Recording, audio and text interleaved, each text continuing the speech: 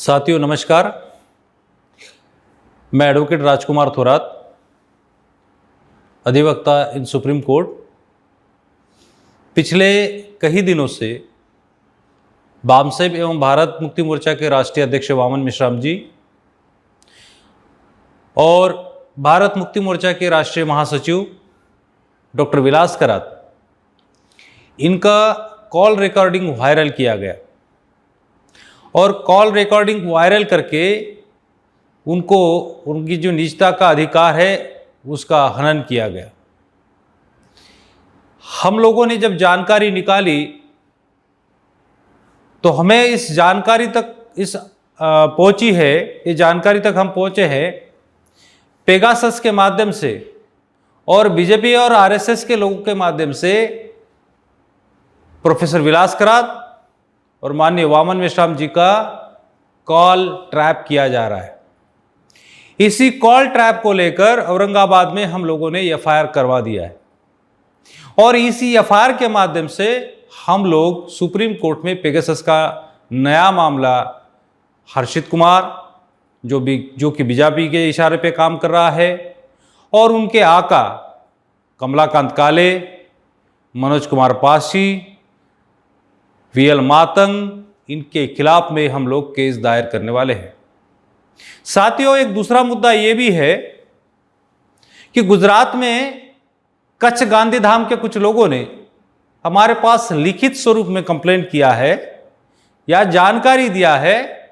उस जानकारी में पता चला है कि सामूहिक विवाह कार्यक्रमों का ये कई सालों से नारायण गरवा, वीएल मातंग और अन्य साथी आयोजन करते आए हैं और इस कार्यक्रमों में जो फंड इकट्ठा होता था, बचे हुए फंड के बारे में उन स्थानीय कमेटियों को बताया जाता था कि ये फंड हम लोग बामसेब को जन आंदोलन के तौर पर दे रहे हैं। हमने पिछले कई सालों का रिकॉर्ड निकाला। रिकॉर्ड निकालने के बाद हमको पता चला है कि इस तरह का कोई भी फंड कच्छ गुजरात से हम लोगों के पास नहीं आया। फिर हम लोगों ने कहीं छानबीन की है तो इस फंड का गैर इस्तेमाल कर, इसमें भ्रष्टाचार कर नारायण गरवा, वीएल मातंग, इन्होंने राजस्थान और गुजरात में कई जगहों पर लैंड ली है और रियल एस्टेट का धंधा शुरू कर दिया है।